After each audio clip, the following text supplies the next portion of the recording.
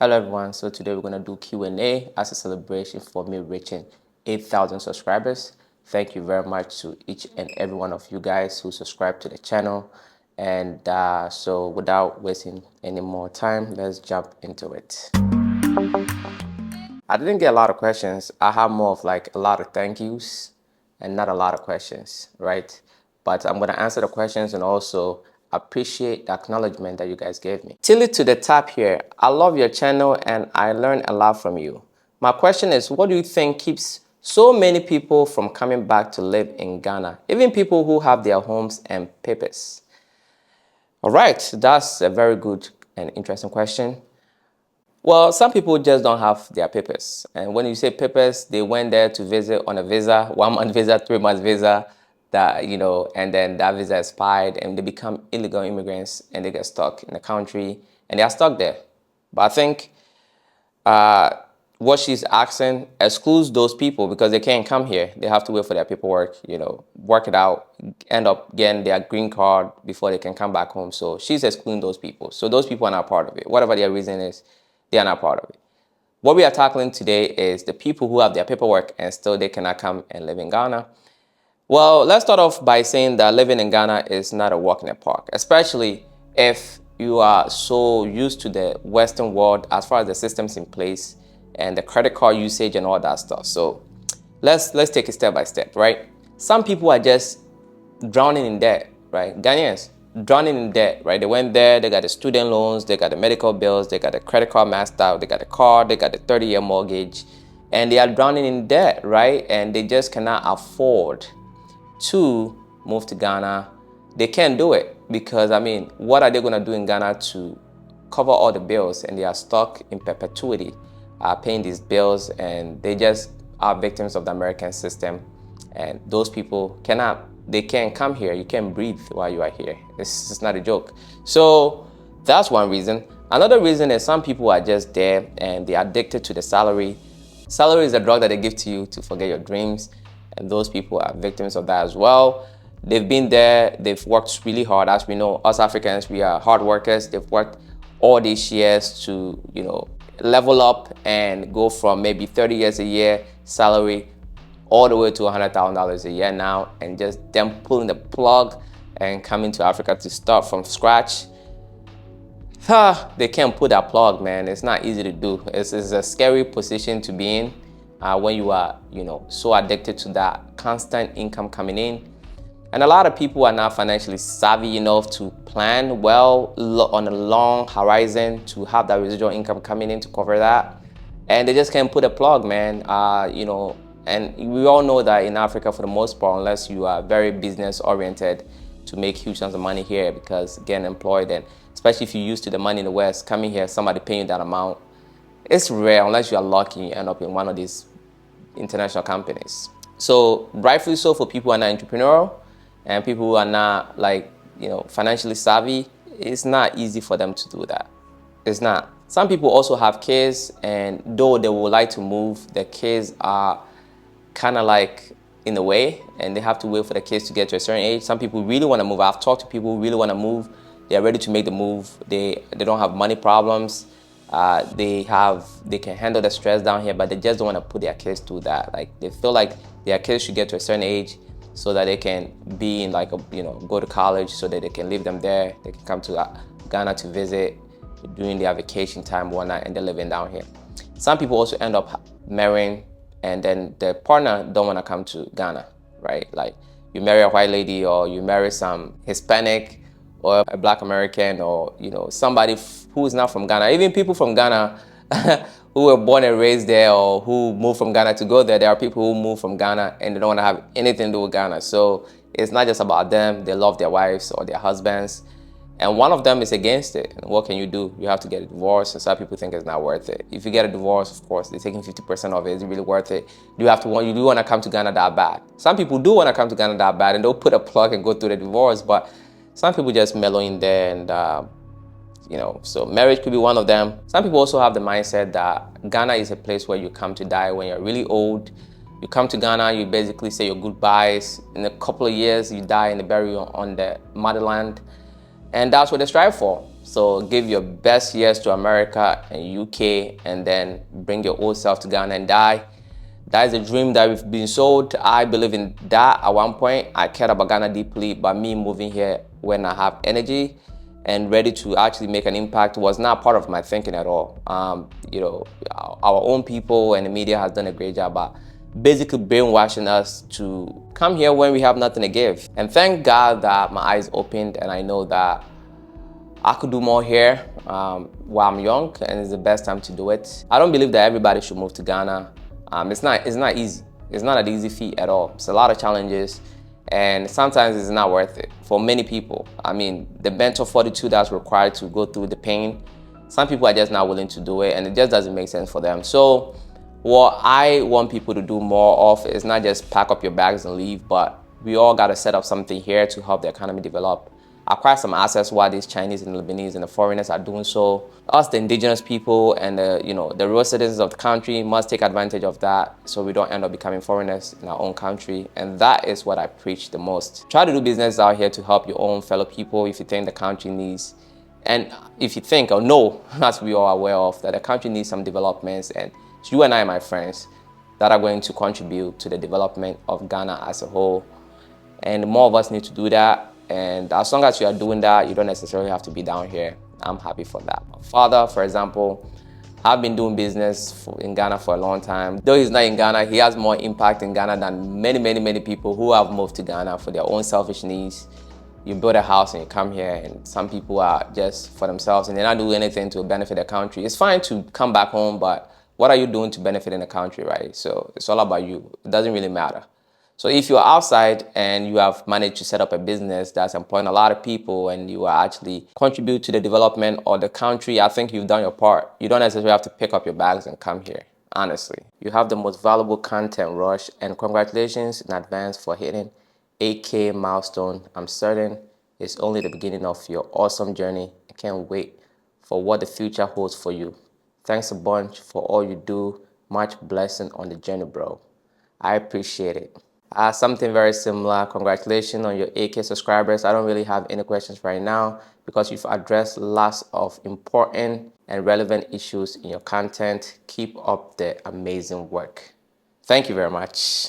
That is what I strive to do, is to basically give you guys unfiltered information, true unfiltered information, and it's up to you to do what you have to do with it.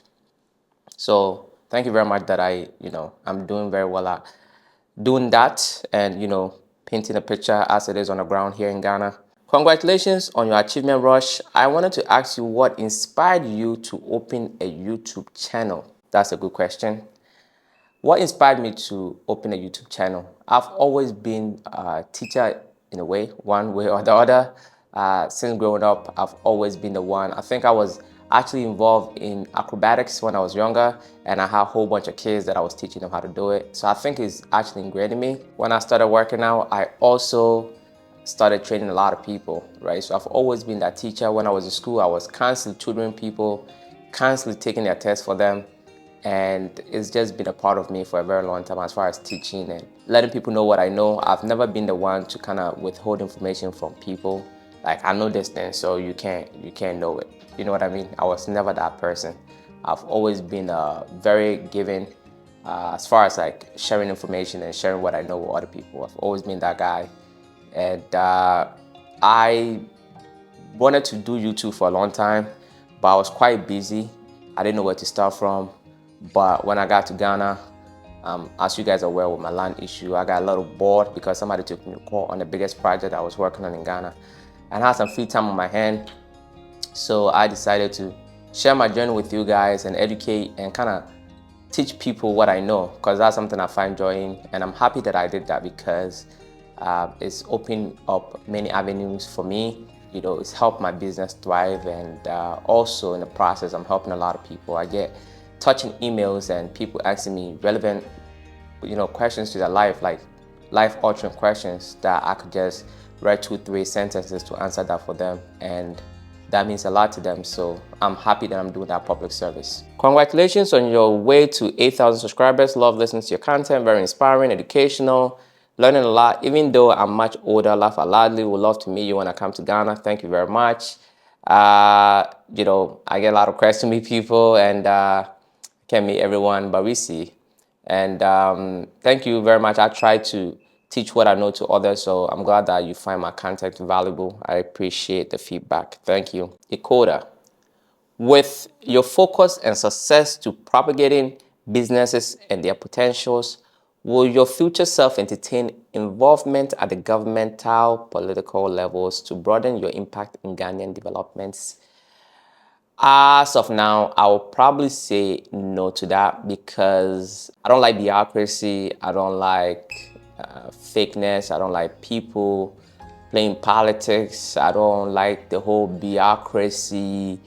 It's too much for me. I don't think I can be in that arena as far as like, the animosity involved and basically undercutting other people and just playing politics just to win. I don't think I'm cut off for that. And even if I do that and I win and I'm in power for whatever reason, it's a big organization and me having to seek approval and people still playing politics with you with regards to what you want to do. Yeah, you can make some impacts here and there, but just a struggle to do good, to me, I don't think it's worth it. Plus, you have people, especially it's in Africa that we are talking about. I'm not even talking about the Western world. I know it's corrupt, but it's much better, right? You have people who care about just their pocket and themselves, and me trying to make an impact, they're gonna fight me on it, and that might be the death of me, right? It's not like I'm scared of death, that's why I'm not gonna do it. But just the hustle just to do the right thing, as of now, it's a big no for me for politics and government stuff. Is a big no for me. I was never interested in that side of things. What I would like and love is for me to make a lot of money in the long run so I can do good in communities with my own money and the company money, because then I'm gonna be in charge. I don't have to seek approval from anybody. I can just go for it and do it. Or like create a non-profit organization where I will be able to raise a lot of money. If I could do that, I prefer that than being on the governmental level, because now I could use the funds to do stuff that I know is right without having to fight people, right? It all comes down to money to do good. And just African politics as it stands now, I don't want to be in there and, all the animosity and all that stuff. I'm not cut off for that. Marissa, do you see yourself ever returning to the US? And what would be your advice of where to start in Ghana, investing or building? What are some hotspot areas you would suggest? Do I ever see myself going back to the US? Ideally, no. As it stands now, my goal is to create businesses in Ghana, employ Ghanaians and help with the development of Ghana and Africa at large. And that is the goal. That's the top line, is to do good, make an impact in Ghana. And if the only reason why I see myself going to the States is if I'm trying to do something, raising money is becoming difficult. I don't have the money to do it. I'm struggling. Then I might have to, gather some funds, whatnot, find ways to do it. But it all comes down to being able to achieve the goal that I want to achieve here. Until something changes, as it stands now, the idea is to make it here. I've started a couple of stuff. I can't just abandon it, though most of it is like I have a partner that can, handle stuff on the ground, and I can handle the marketing side online. But I started something that's growing, Acadian, and I will want to be around as much as possible to see that grow. And also that minimal and other goals that I have will require a lot of money. And that money, me going to America and working, it's gonna take a long time, right? So I don't see myself doing that. However, my wife and I wanna have our kids in America before we come here. So I will probably end up spending like some months or a year there. I wanna have 2 kids, God willing. If all goes well, I wanna have 2 kids. I don't have kids yet. And when that happens, giving birth in America is easier with regards to paperwork. It's easier. The kids come out with their social security, whatnot, everything is already good to go. As if it happens here, it's a lot of filing, it's very annoying. My wife also feels very comfortable giving birth in America rather than Ghana. So during those periods, I would see myself, spending 6 months to 1 year in America, for 3 months before birth and after 3 months, maybe 6 months. I don't think it will be a year, maybe 6 months, but yeah, a year tops. Ideally, situations change, but ideally, this is what it is. As far as businesses that you can start in Ghana, I would say definitely go with a business that's easily manageable by you remotely, such as Airbnb. Of course, buying a property from well-known developers like the Signature, buildings like the Signature, and there's a lot of those where they do the management for you, but you handle the Airbnb bookings, so you know what's coming in your bank account, what's going out. That is the easiest, less stress way to go about it. Just get involved with stuff that you can manage while you're away. Or some people also are doing back and forth business, like they are merging wherever they are with Ghana. So some people are selling like shea butter, for example, is really expensive in the States, as you're aware, or UK, wherever you are.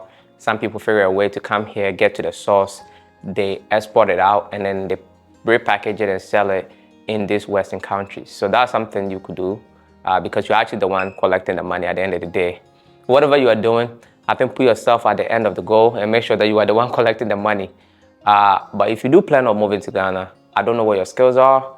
There are plenty of opportunities. No matter what your skills are, I'm sure when you come down here, you're gonna find some loopholes, how you can improve and basically give like a better service out here. You've traveled around, you've lived in the Western world, you know things are supposed to be done a certain way. There are actually a lot of people who move down here, come and do something that's like well-known, as simple as, doing hair, just a customer service and all of that. So it's a lot out there. But if you're not planning on moving to Ghana, I strongly recommend that you do something that you can easily manage while you're away. And you just trying to trust somebody to collect the money on your behalf in Ghana is something that you don't want to do, and you want to avoid that at all costs. Adjoa, hello Rush, do you foresee yourself returning briefly to the States to hustle and bring in some funds to invest in Ghana? I think I just answered that with Marissa's question. Basically, I do not see myself going to hustle and bringing the funds back, but the overarching goal that I have is to create businesses and employ people in Ghana, and I'm willing to do whatever it takes to make that happen. So as it stands now, I have ways. I know how to raise money. I have ways to get stuff going without me having to go and work. And what I want to do is too big that if I want to go and work, the amount of money I'm going to make is not gonna cover that anyway. So I still have to find a way to raise money, and that's what I'm keen on, is to partner with people. Another thing is, it's really important that you don't have to own everything to do what you want to do, right? I don't mind giving out percentages. I studied companies for a long time. Most companies that go on to do big things end up giving away ownership to other people to invest in it and bring on talent as well to give them ownership. And I'm a very big fan of that. So moving forward, that's really how I see myself, funding my projects. I don't see myself going to work to do it. I see myself partnering with other people to do it. And when the time comes, when I win my land back with a car wash and I start a mini mall, get your money ready, because I've been talking to a lot of people already. I will be raising money to do that, to give out a percentage. So that's what I would love to do moving forward, raise money to do projects, because going to work and bringing the money back is a very slow and arduous process I don't want to go through. I would have done that if I didn't plan better. As far as like survival goes, like me surviving in Ghana, eating and all that, I don't have a problem with that. I plan well with that. So just, I live in my house and money to eat, and that's not a problem. So if anything will send me to America, like I said, would be on my goal, working to get money, as you said, to do that. But I would rather avoid that. I have ways of raising money, and I know people who believe in me and will happily give me that money because they know they're gonna make profit on their money. So when the time comes, that's the route I would take. Thank you. Awesome question. Esther, hi Rush, my brother wants to know what kind of property sells fast in Ghana. 4 bedrooms duplex, 2 bedrooms apartments, or 3 bedrooms bungalows. And what is the best time now, or should he wait? It depends on the location. It depends on the pricing. It depends on the design. If he wants to build an apartment in the city, like prime areas, like 10-15 minutes within the airport, it will sell apartments because you are looking at people in the diaspora that's coming to Ghana. That's where they want to stay at. And those people are used to apartments, so they will buy it. But if you're trying to go out, right, like far, like, somewhere in Tema, or you want to go out like, an hour away, an apartment will probably not be a good idea unless you are renting it out to locals. 4-bedroom duplex is more likely to sell. Guarantee that you have a nice design, very clean finishes. Your pricing is, competitive, then it's gonna sell because that's what's selling these days. But you definitely don't want your building to be more than $250,000 because you gotta remember it's Ghana that we live in and people are paying cash for that. So whatever design it is, try to do your best to have the pricing right around $220,000, $250,000 or less. Then you have your success of selling is extremely high because a lot of the houses in the market is like, you're talking about $400,000 range, and I don't know who's buying these houses because it's cash, man. It's cash. If you're trying to have the apartments in the prime areas of Accra, if you have land in East Legon already, you want to do that, it's the best thing to do. Worst case scenario, you can Airbnb it out. You're going to make your money. If you're in the prime areas, apartment, absolutely go for it. It will sell, or when you Airbnb it out in the long run, you're actually going to make way more money than if you would have sold it. Bungalows, if you're not going up single level, you can really have a highly, competitive price, and it's going to be appealing. So if you're starting out, I will suggest you start with a bungalow because, you could do a house and sell it for like $60,000, $70,000, $80,000 house. Very nice.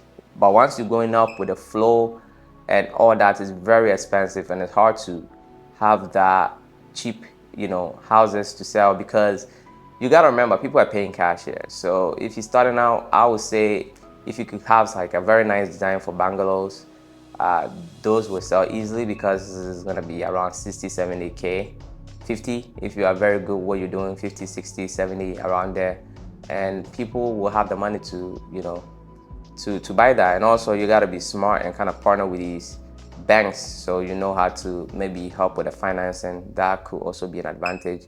And obviously you will have to be a good marketer and get it to the right people. Then it's definitely going to sell. But location has everything to do with it. Based on the location, you will know what to build to sell and what to build based on the location. Obviously, I'm not going to tell you to go and build a bungalow on a $100,000 house, right? So I don't know where your land is. It depends, right? If you buy a $100,000 one plot, you definitely got to put apartments on it. So the price of the land plays a huge part in it as well. Location, price of the land plays a huge part. And then from my good friend Web Nation Africa, congratulations in advance. I already hit 8K, bro. Thank you. Congratulations for Coco Strand. Congratulations. And then last comment. How do you get into land selling business in Ghana?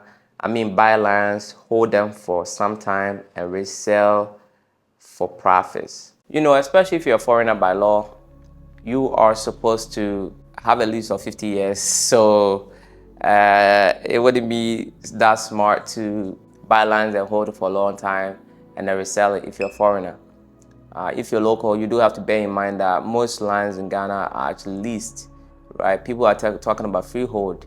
It exists, but it's rare. The chances of you getting a freehold land to buy in Ghana is very, very, very slim. People are just not doing it. It's very slim. I have yet to meet somebody who did it, honestly. People are talking about it. If you've done it, show it to me, please, because it's leased for 99 years. And so based on your investment ideas, like you waiting, how long are you willing to wait for? Because you're only going to transfer the remaining years to the next person, right? So that might not be a great idea.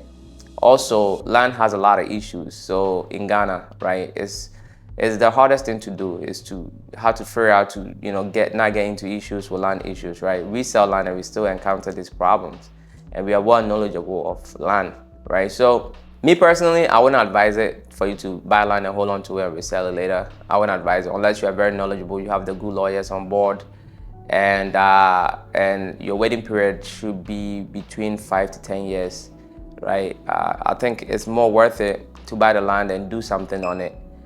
And then if the area happens to, develop and the land happens to be more valuable later on in life, you can easily sell it. But don't let that be the goal, because just because you bought a land doesn't mean it's going to be valuable. Not all places experience that boom and rise in prices. So you gotta have plans for that land to begin with, just in case you don't get lucky with a price increase, you just didn't waste your money. That's my advice to you. And I think that was the last question, and this concludes the video. If you're not subscribed to the channel already, kindly do so. Like this video as it helps with the algorithm. Comment, let me know what you think. And until next time, my friends, be legendary. Peace.